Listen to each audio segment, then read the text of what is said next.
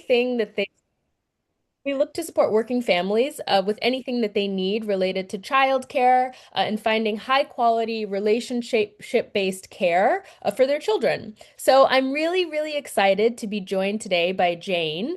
She's a PCI certified parent coach, and she's here to share some wonderful tips and strategies related to routines and how you can have routines supporting your family life.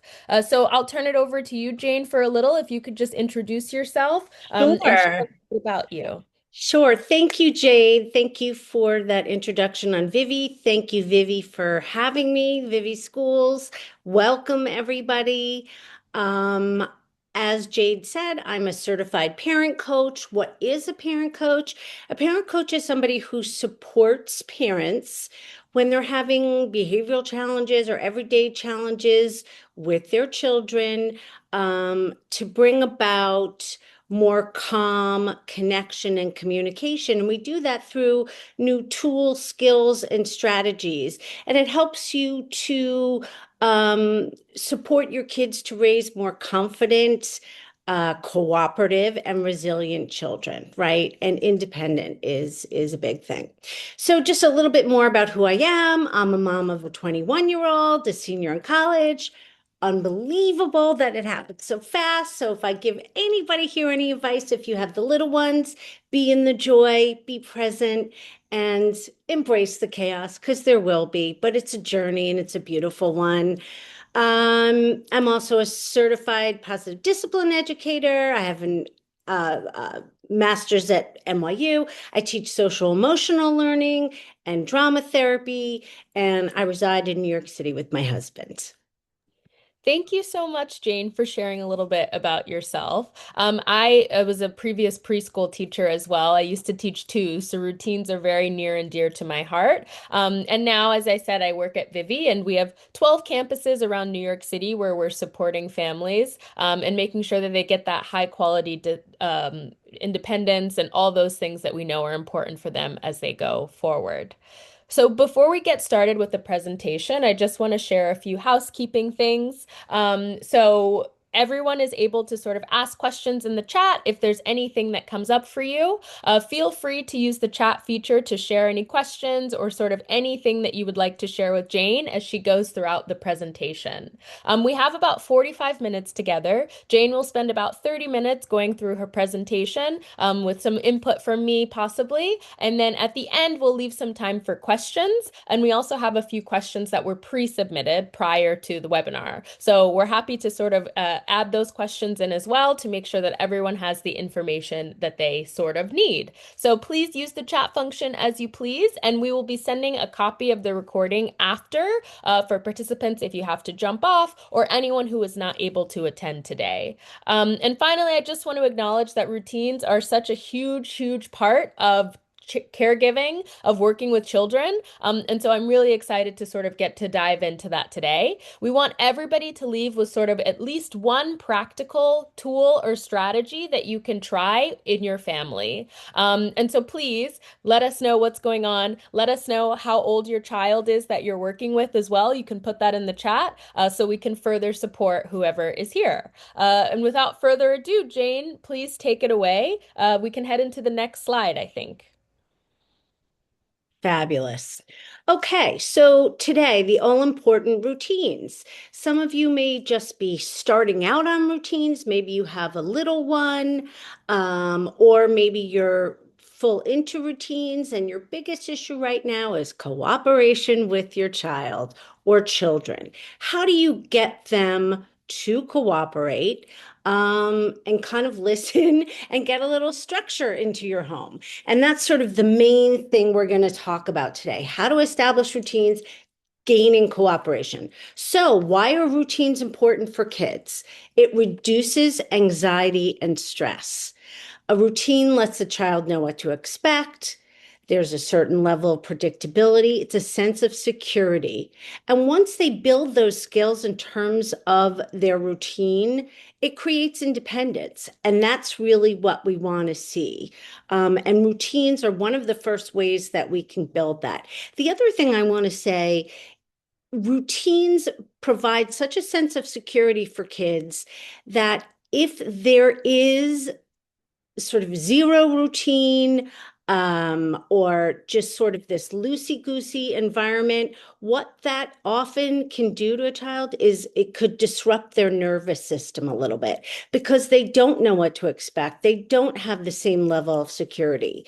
Mhm. And they really rely on us as adults to kind of look to be supported and to feel safe and secure. So that's why routines are really so important. So I'm really going to say, if there aren't any routines in your house, let's try to establish some that work for you and your household. And I think it really supports that sort of independence and collaboration piece because when they know what's happening, they can be involved in it and be a part of it. And oftentimes that helps to support some of the routines of the day that are not as fun. If there's a piece of it that you can give your child that they're actually excited about, it really helps to sort of move things along. And so I think routines, in preschool and school at home, are so important for being able to allow that independence and to help your child to gain the confidence to say, I can do some things by myself, or I know what's coming next, and so I can slot in as I need to.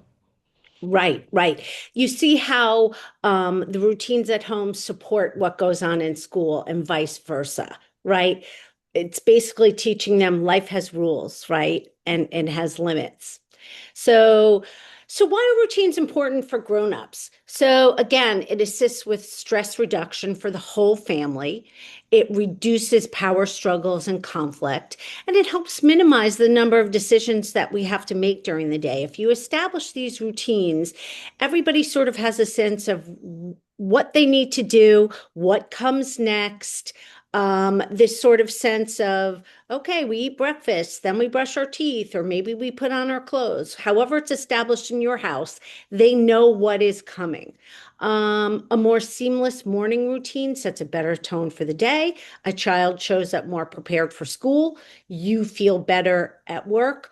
I know certainly in my household, when, routines just, went astray in the morning or it wasn't a good morning, that set me off for my day, right? Where I just didn't feel as good when I was setting off for my day because things were a little off, Yeah. which happens, right? And we have to go with it. But let's try to keep things, those routines sort of uh, set and specific. And Um, I think those routines also help with parts of the day for more calm as well. Like what's our routine when we return home from school? What's our routine, not always these sort of times of the day that are always going to be the morning, the evening, you're always going to have a time. But thinking about, what routines are you going back to when you're doing something exciting? On a Saturday when you're out playing with lots of different people and you're returning home, how do you set those routines so that the child has a way of calming down and sort of getting back to, self-regulating as well? Absolutely. Huge, huge point. Thank you for adding that, Jade. Um, Additionally, a nighttime routine when we talk about good sleep hygiene for the parents and the child, Mhm. that really helps you wake up in the morning on a better foot, right? If your child didn't sleep well and you didn't sleep well, nobody's feeling as good. It then in turn, it impacts how you're going to show up in the morning, show up in your day. So all of these routines are important. One thing I always like to talk about is flexibility in these routines. Life happens, things go off the rails. We're not always, on our set routine.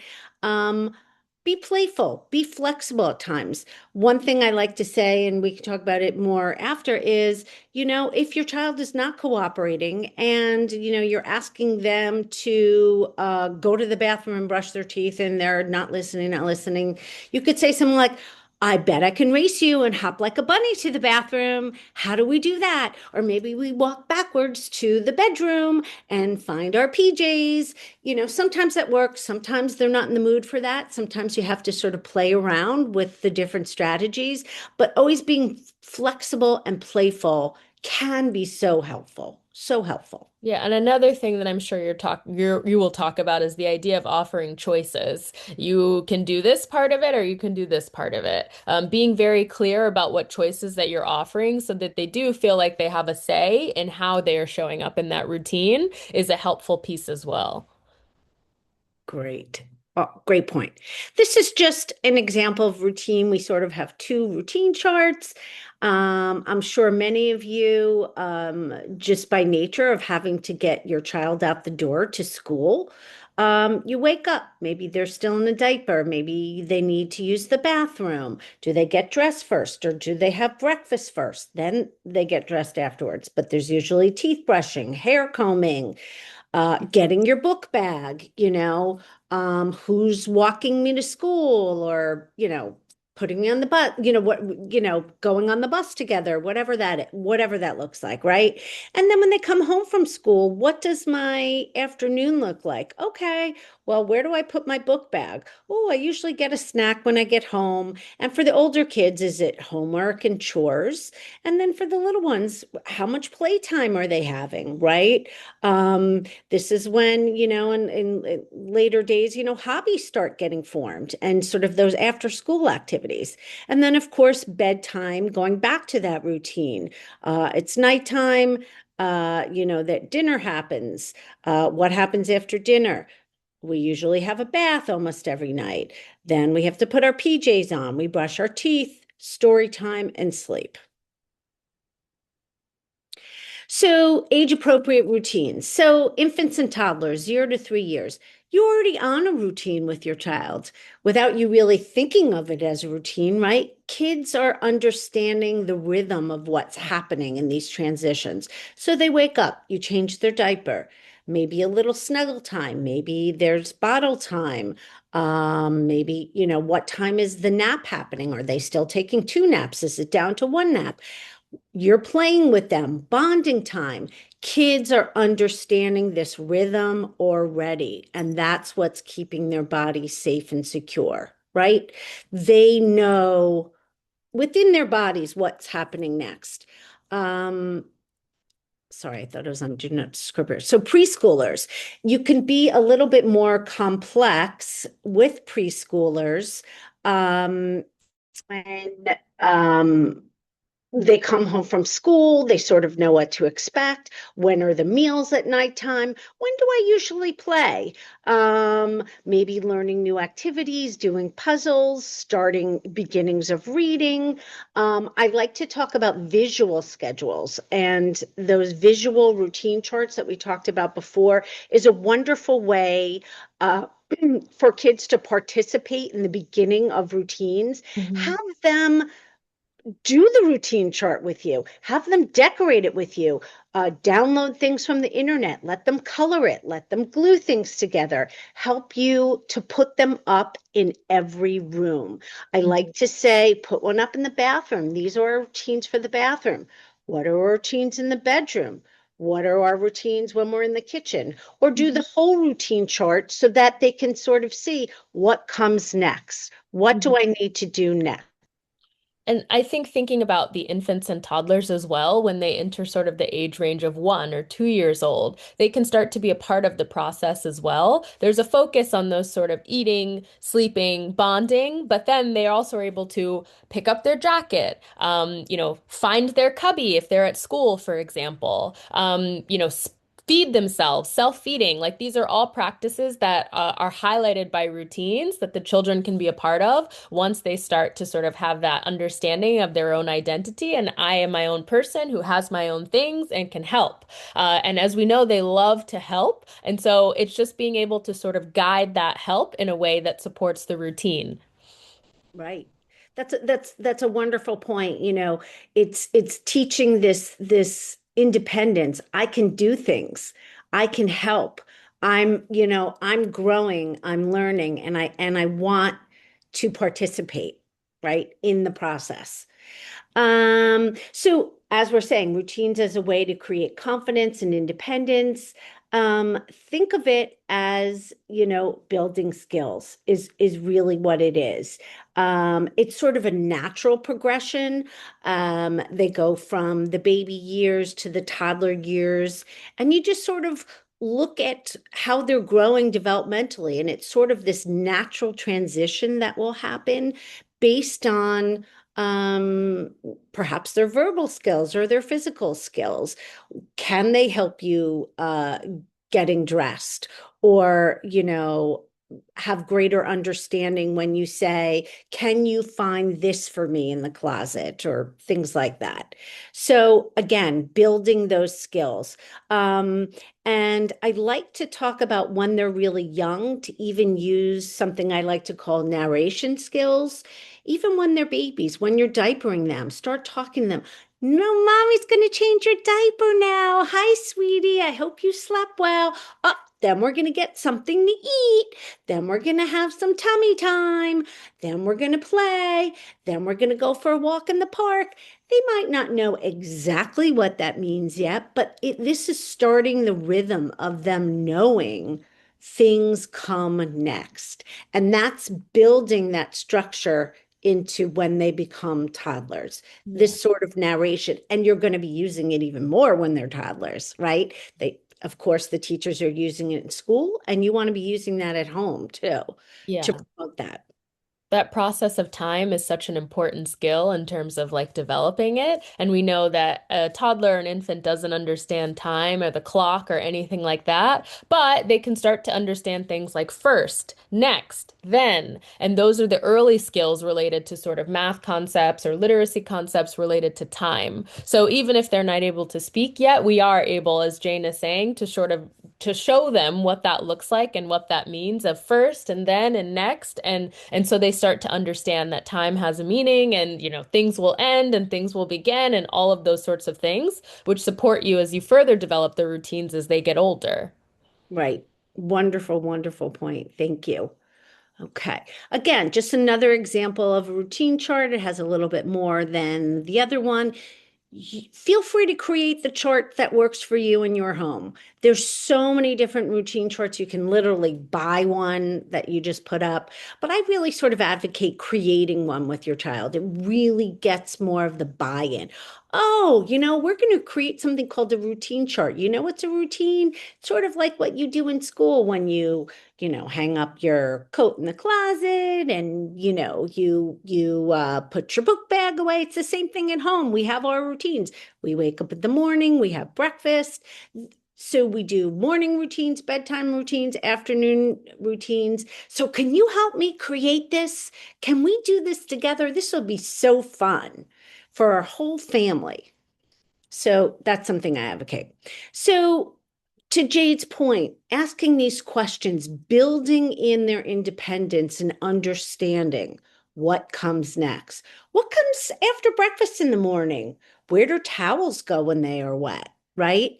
You can even look at those visual charts and say, can you tell me what comes next? What do we do after we eat breakfast? What do we need to do with our teeth in the morning so they stay clean? Right? I'll brush your hair, but do you want a braid or a ponytail? Can you find your hair gel for me? Can you get me the hair ties? It's cold out this morning. What do we need to wear when it's cold out? Right? Can you find your mittens? Can you help put them on? Can you find your hat? um, Tonight, if we are extra fast and we follow all our routines, maybe we'll have time for an extra book. Can you find that extra book for me? Something that you really want? And again, to my point before, watch your kids as they grow. Look at them and say, what are they now capable of? Can they now squeeze the toothpaste out on their own and put it on the toothbrush and maybe do the beginnings of teeth brushing? Um, are they ready to, have the beginnings of tying shoes or pulling up a zipper, trying with a button? What are they capable of? Look and see what they're capable of and encourage that independence. Can you help mommy with that? Can you help daddy with that? Yeah, and I think something like the first question really shoots out to me of where do towels go when they're wet?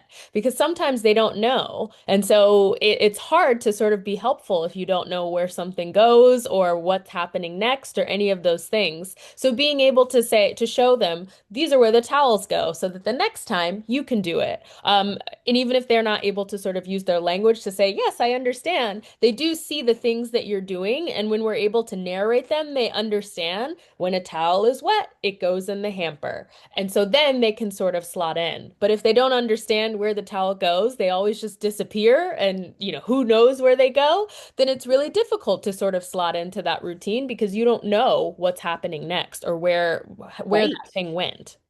Right. And sometimes we assume as parents that they do know where these things need to go or what they need to do. But generally, it's you showing them a few times and then letting them do it for themselves. Like, oh, maybe you have different slots for the different toys. Oh, here, dolls go here, Legos go here. All my art stuff is here, right? So sometimes that's like a teaching moment Mhm. and then they can take it over. So, the all important, how do we get kids to cooperate? So, all these next few slides I'm showing you is sort of a construct for getting your kids to cooperate, right? So, it's kind of a mind shift change of, you know, I expect my kid to do this. Why aren't they doing this? Well, we can't always get our children to be compliant and do what we want them to do in that moment. We can't make them brush their teeth. We can't force them to go into the bathtub, but we have constructs in which we can show them the importance of those routines, and things are what we're calling have tos and extras. So the have tos are toothbrushing, staying in your bed at night, getting into your car seat, taking a bath maybe every other night. And you can use words like, you know, as your mommy, I have a certain job to keep you safe and secure and make sure that your body is clean, your teeth are brushed. That's my job. And mommies know that. And daddies know how to walk you to school and hold your hand in a certain way. These are have tos. Extras are the things that are maybe having more playtime, maybe more screen time as a result of listening and following those rules. Those can get built in. But then when those rules are maybe not followed as well, and there's a little more wasted time, it's getting later, close to bedtime, these are the natural consequences that come with that. And then you say, I'm really sorry. Bath time took a little too long tonight. We're just not going to have time for that extra book. Or sometimes maybe it's no book, right? I'm sorry. We're going to try again tomorrow. I don't want to take books away from you. I know how much you love it, and I love reading to you. But you know what? It's really late. And I think as a mommy, you getting to sleep on time is so important for you and your health and our family. But I can't wait to see you in the morning and hear about what you dreamt about and all that good stuff, right? And some of that gets built in to the sleep training type of thing too. Um, Rewards. A lot of people are still doing rewards. I'll give you this if you just close the light and go to sleep now. You can have a pack of Skittles tomorrow. Recently talking to a woman who said just to get her son out the door every day, she gave him 2 or 3 Skittles. So he became like almost used to where are my Skittles? Like put the hand out. Well, that really gets children to expect the reward for things that they really should just be doing, Right. right? You don't want to teach they get a reward in life by just doing things, right? What are we really teaching there? We Not also independence or skills. Sorry, Yeah, Jade.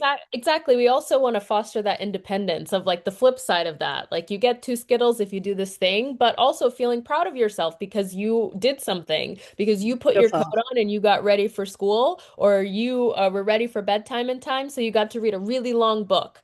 Like those are all wonderful things as well to sort of be proud of or enjoy. And we want to sort of be fostering those feelings as opposed to the feelings of I'm only doing something because I'm going to receive a reward reward for it. Because Right. longer term, developmentally, the more important skill is that self-pride and that efficacy that I can do things on my own and people will help me and people will be proud of me and I can be proud of myself is more important than I got, a treat for doing something that I was supposed to do. Absolutely. Very good point. Self-efficacy. I love that. Um, so let's be clear about our expectations. So you could say things like, in our house, after we eat snacks, we throw out the wrapper in the garbage. Sure in school they're getting the same rules. When we take the pencils out, where do they go back? After breakfast, it's time to brush our teeth so we can get all that unky gunky stuff, and have clean teeth.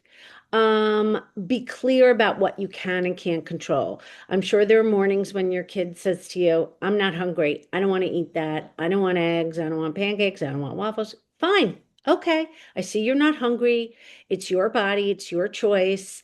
If you get hungry later, maybe I'll put a cereal bar in your backpack or something, just so you can choose later to eat or not. But okay, I get it. You're not hungry now. We're not always hungry in the morning. And then consistency is key.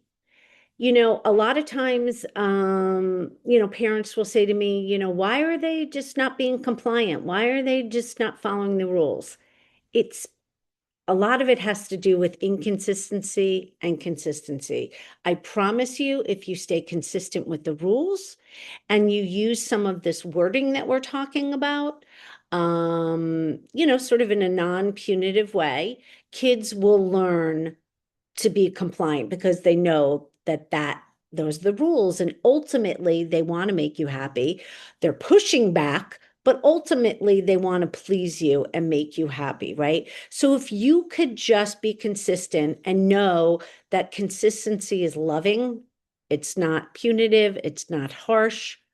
um yeah, sorry. Yeah, so I'm sorry, I'm getting the chats through. Okay, two great choices is another wonderful thing, and Jade talked about that in the classroom as well, setting up natural consequences. So when your kid is a little older, can you help me please put those toys away? And that's just them doing it, listening to you, and that's called cooperation, right? Um, or I can be your helper, right? Seems like you're having a hard time listening right now. So maybe I'm going to have to be your helper and help you walk to the bathroom to brush your teeth because it seems like you really just are having a hard time tonight. And that's okay. I'll be your helper. And because it's really important that we brush your teeth. So, how do you want to get to the bathroom? Do you want to hop like that bunny? Do you want to walk? Do you want to skip? Um, However you want to get to the bathroom, I will be your helper. Okay. You want to avoid the power struggle as much as possible by being that sort of what I like to say is the sturdy leader as the parent, right? And be consistent and say, you know what? We have to brush our teeth. That's a have to. I'm sorry. We just have to do that. So I'm going to help you with that. You want to move that situation along, lessen the power struggle, right? Yeah. And definitely if a child is in school or in care, outside of the home, that you'll see that the schedule thing becomes much clearer to them because the schedule is the same every day. It can be a little more challenging when you're at home or you're with different caregivers or you're going different places because every day is so different. And so we often find that when children start school and infants or toddlers or even beyond, that they sort of understand, like once they understand the schedule, that the same thing is going to happen every day. I have these choices. I'm going to see these people. I'm going to eat around this time. The things that they're able to do are amazing in terms of like toddlers able to sort of clean up after their lunch and put away their food and put their shoes in their cubby, for example, are all things that are possible because they understand what the options are, what the choices are, and that the schedule is going to look the same every day. Right. There's also a flip side to that sometimes because there are children who love the rules so much that they lack a lot of flexibility if the rules change. And Mm. sometimes they do at home and or at school. So sometimes Hmm. you have to explain, I know you were really expecting to have snack time now, Yeah. but today we have a special guest in the classroom, so we're going to delay snack time for a little bit. I know you might be disappointed, but, Hmm. and I get that, but I'll tell you, we're going to have snack later, so sometimes you have to go with the flexibility and go Right. with sort of what your child is kind of putting out there and kind of Right. meet them where they are and make them feel safe in the fact that the choice or the routine might have shifted in that day. When then statements, so good. When you finish your homework, then we can play a game. When you clean your room, then we can get ready for soccer practice, right? Sometimes when they get older, if there's such a lack of compliance, you might have to decide, well, they're not going to soccer practice today because there was just no listening earlier, and that is something maybe that's kind of cumulative and happens often, but you have to decide what are the natural consequences of not listening to those rules. When you speak to me in a calmer voice, then we can talk through this, right? Saying, that's not okay in our house to be spoken to like that or use those words. Um, when you've brushed your teeth, then we can read a bedtime story. So let's hurry up. Let's get in the bathroom. Let's go. When you finish your chores, then you can have some iPad or iPhone time, but not until those chores are finished. When you put your toys away, then we can go outside and play, right? So very effective. Mhm. Another way of creating a construct for cooperation. Now, the last thing I want to say is sometimes you're doing all this, you're using these words and these contracts, your constructs, you're being consistent with your messaging. It's going on for a while, and your kid is really still pushing back and having difficulties. So maybe you want to maybe talk to the teacher first. What's going on at school? Are they cooperating at school or is this just at home? What's happening? Try to get curious about certain things. Are things happening at a certain time of day? Are they tired? Are they hungry? When is this pushback happening? And if you really think that there's something a little more going on, with, they're having difficulties with the transition changes, you might want to follow up with, you know, uh,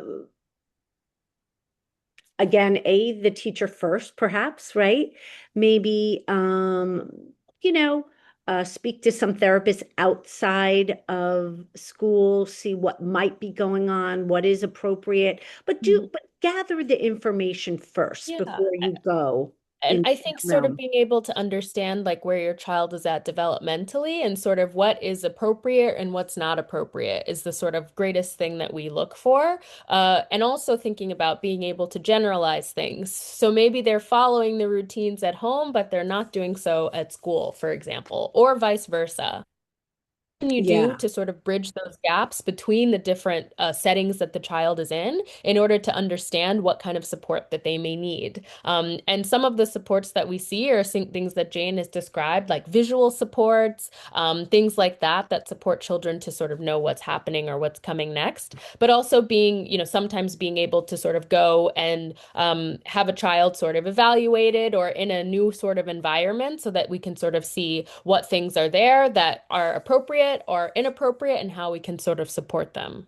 right. And just to add to that, I just love this phrase. If you think about your child and get curious as to why they're behaving this way and it's pushing back, kids do well if they can. What does that mean? Kids at a certain age do not have the verbal skills to say, oh, I'm feeling anxious now. Right. That's why I'm acting like this. They act this way because their bodies or their nervous system is sort of like exploding with different thoughts and ideas. Maybe there's a little anxiety there. Maybe there's a little fear. Um, just so many things can be operating. But there is not a child around who is purposely trying to misbehave. Right. They do well if they have the skills. And sometimes maybe all they need is a little more what we call executive function skill training of, saying this follows this. And those are, OT, maybe PT type of interventions, right? And Hmm. sometimes it's purely that there's just a disconnect between their mind and body. What do I need to Right. do next, right? Yeah. Yeah. So, key takeaways: having routines reduces anxiety and stress for kids and adults. Absolutely. It helps your child regulate their nervous system. And that's ultimately what we want to see. Teaches them skills of independence, and confidence.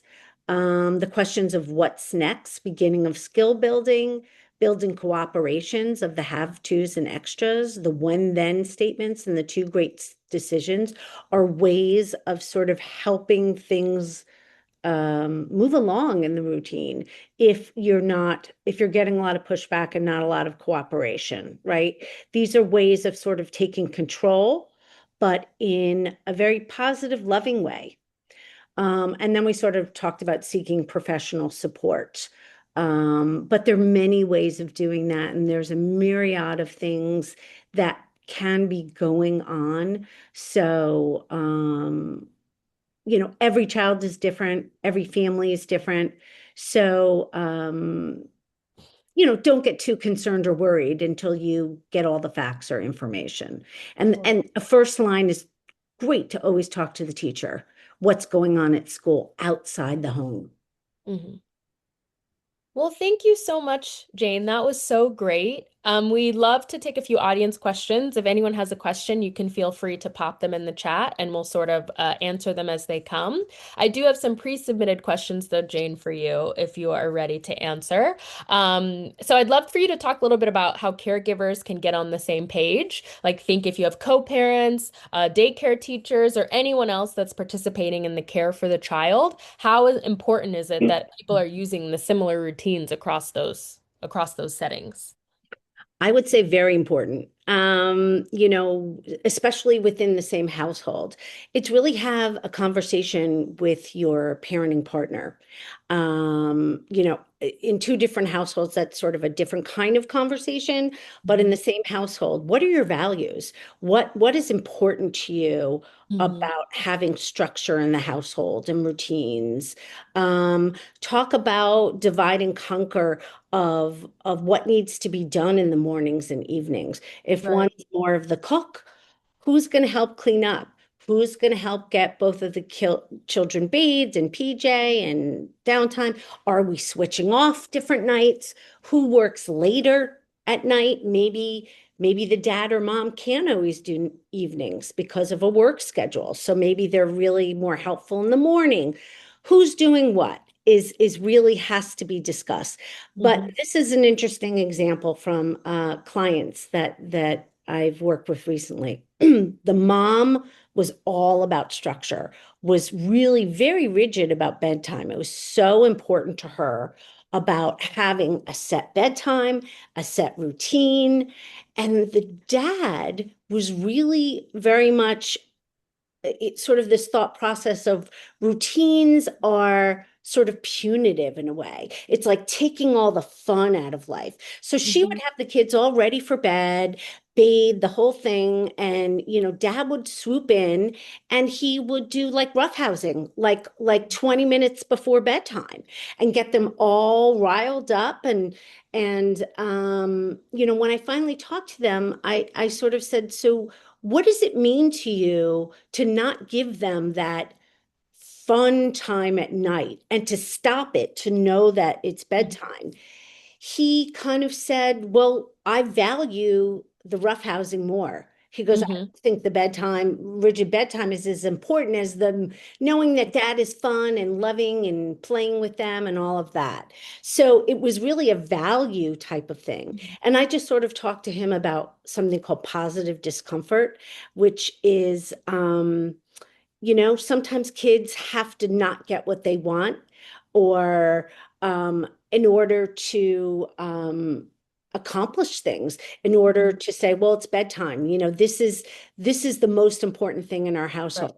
So maybe we can build in some more playtime tomorrow. And Yeah. and we sort of delved deeper and realized that this father was just really uncomfortable with that. He was uncomfortable with saying no. He was uncomfortable being the rigid dad, Hmm. and was sort of blaming everything on the mom, like, why are you so rigid? Like, we Mm. have to clean up all the dishes now. We need to play and have fun. Right. So Yeah. that's the difference in values, and there's a divide. And what that ended up doing was really dividing the children's cooperation because they were Mm. hearing two different messages. Competing things coming in for Yeah. them. Yeah. So as much as you can, try to be on the same page, at least do the same wording at night Yes. if you can. And Your style can be different, but wording, I think, is important. totally. And at Vivi, also, obviously, we have a lot of wonderful caregivers and teachers who are supporting our families. And we always ask that they let us know like what their schedule is, the kind of things that they're doing and what they're saying at home, and share the same vice versa so that you're able to understand what the child's doing in school and how that may affect what they're doing at home. If they've just started and their nap time is a little bit different than what it is at home, thinking about how you can make those schedules more similar, for example, so that they can expect the same thing on the weekdays and on the weekends. And so doing things like that to sort of bridge those gaps between school and home are also really important because your child's caregivers or teachers want to support you just as much as you want your child to thrive in that space. So just being sure to sort of being able to learn how to communicate about those things, about the schedule, about the routines, about the values that are important to you, so that whoever is supporting your family team is able to support with the values that are important to you. Absolutely. Yep. Thank you. Um, and then I have another question. So you talked a lot about establishing routines, but what happens when your child grows out of a routine or something doesn't feel quite right anymore? For example, one registrant asked, how should routines change as you near the 1 year mark? And what's the best way to prepare children for those changes? It's kind of going back to what I talked about before. I think a lot of narration, at the beginning, especially when they're younger. And really, as they get older, it's really kind of an outgrowth or a natural development of what their skills are, of Mhm. what you're seeing their capabilities are. And it could be even, wow, I see that you can put the toothpaste on the toothbrush by yourself. Can you help mommy do that? Um, wow, can you pull up the sock by yourself? I mean, it's not necessarily change, the routine is going to be pretty similar because we are doing very similar things in the morning, the afternoon, and night in terms of eating and then what comes next. It's really more about building in the skills for them to be independent and trying out things. So, like Right. if you're just combing your child's hair in the morning, you could say, would you like to try? Can you try to brush your hair yourself? Oh, yeah, that's really great. Can you pick out, the hair bows or, you know, that's really how it's going to change based on their capabilities and independence and also sort of willingness at the beginning to really Yeah. kind of participate in the process. Yeah, and I think another thing that's important is having an understanding of what they are capable of at whatever age and stage they're at. I think oftentimes we want to keep them as babies and we want to keep them relying on us for as much as we possibly can. But there are some things that they are able to do themselves, and sometimes before we're ready to accept that they're able to put on their coat by themselves Absolutely. and where they're able to, wrap their scarf by themselves because we want to sort of be that help. And so I think being able to sort of shift that into the being on their team and sort of supporting and championing their independence. It can be a little bit of a shift though sometimes because we do want to sort of provide that care, and it's often easier to just step in and do it ourselves. And so having to step back and say, okay, I know it's going to take you maybe a few seconds longer than it's going to take me, but I want you to have that opportunity. Yeah. That is hard. Sometimes when we're rushing in the morning, you're like, oh my God, like, you're getting frustrated. But this is what we must do. Hmm. Yeah, totally. Yeah. And then I have one more question. So what if parents are just not routine people? Is it ever too late to start a routine, and how do you deal with it when your kid is just not having it? Yeah. Never too late to start a routine. As we talked about, routines are always going to adapt and change. What happens in toddlerhood, into school age and young adult, it all changes anyway, right? Based on when they have to get up, what has to be done.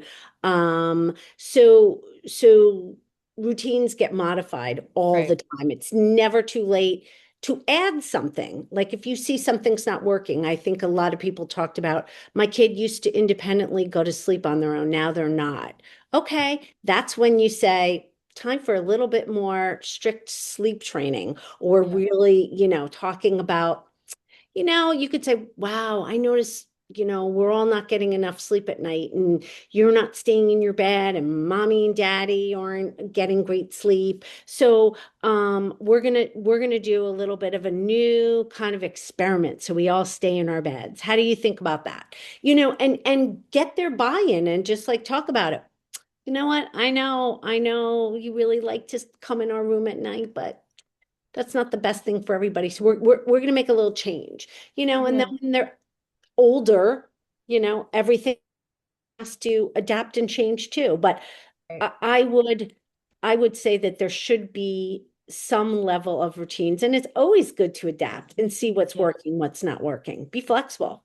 And that's a life skill, right? Like we're adapting our routines and schedules all the time as adults. And so I always think the more that people can learn skills, the younger they are, the better. And so the idea that things are going to change and things are going to adapt and we're going to figure out a new routine, I think can be quite helpful for children and adults as well, that like you don't have to stick to the same routine all the time when it doesn't work anymore. If something doesn't work, you have the power to change it and to make it work for you more. And that's not a bad thing. It's just we change and we grow and things change. And so being able to sort of keep that mindset of like finding what works, I think is super special and important. And like a really great part of all of us sort of working together as families and teams is that we get to do those changes together and make new milestones together and all of those things, which make it, more exciting. Right. And then, certainly most of you are not at this stage yet, but when kids get phones and there's more screen time and the screen time issue becomes, you know, like very prominent in the household, rules can be adapted and changed. Like maybe Right. a little more lenient, and then later on you say, this is absolutely not working. And we're Right. all going to pare it back. We're Yeah. all going to do this. We're all not going to be watching as much Netflix. We're not going to watch three shows in a row. We're going to do Right. one, right? Right. Yeah. So there's, there's just Can room for always change and change. Yeah, there's flexibility. room It's for a change. conversation. Yeah, totally. Um, I don't think there was any more questions in the chat. And so thank you so much, Jane, for all your insight and humor and practical tips. I've enjoyed hanging out with you. And thank you to everyone Yeah. who joined us and brought, the thoughtful questions that we answered. We're going to follow up with a recording of today's session and a Vivi discount that you can use to consult with Jane, who is clearly an expert, if you choose. So keep an eye on your inbox. My email is jade@vivi.co. And if you have any questions, you can feel free to email. And as I said, you'll keep an eye on your inbox. You will receive some information. So have a great rest of your day. Thank you so much to Jane for sharing all this information. And we'll speak hopefully Thank sometime you. soon. Thank you again for having me. Thank you, everybody.